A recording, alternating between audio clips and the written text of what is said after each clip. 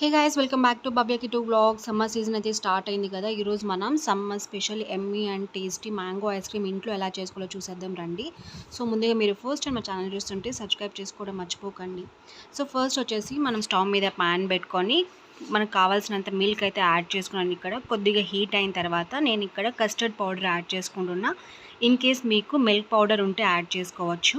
So milk powder are custard powder add చేసుకున్న తర్వాత కొంచెం మరగనియాలి. దాని తర్వాత మనకు కావాల్సినంత షుగర్ అయితే యాడ్ చేసుకొని పాలు మంచిగా మరగనిచ్చిన తర్వాత సో స్టవ్ ఆఫ్ చేసేయాలన్నమాట. అది చల్లారేలోపు మనమైతే ఇక్కడ మ్యాంగో గుజ్జు అయితే రెడీ చేసుకోవాలి. సో ఇక్కడ చూస్తున్నారు కదా, నేనైతే ఇక్కడ మంచిగా రైప్ అయిన మ్యాంగోస్ అయితే తీసుకున్నాను. సో దీన్ని కట్ చేసుకొని దాని లోపల ఉన్న గుజ్జును మాత్రమే సపరేట్ చేసుకోవాలి.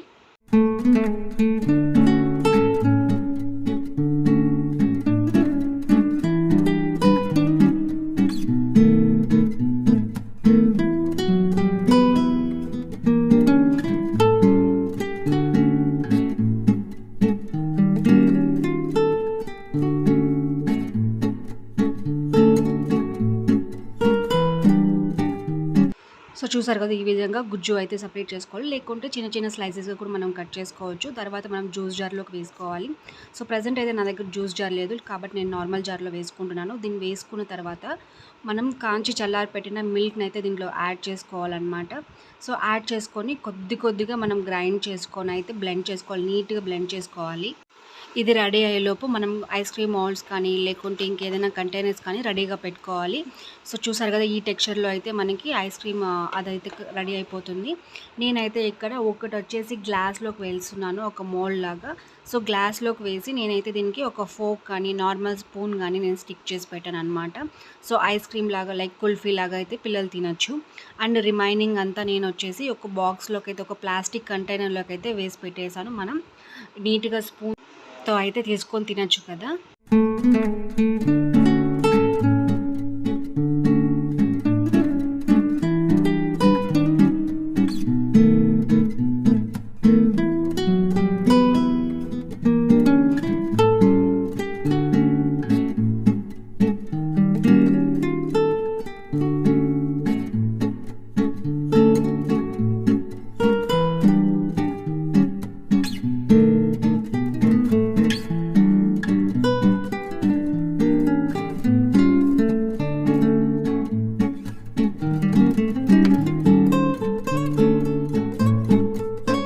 చూసారు కదా, నేనైతే ఇక్కడ ఫస్ట్ గ్లాస్లోకి అయితే వేసి స్పూన్ పెట్టేశాను. సెకండ్ అయితే ఇక్కడ ప్లాస్టిక్ కంటైనర్లో వేసాను.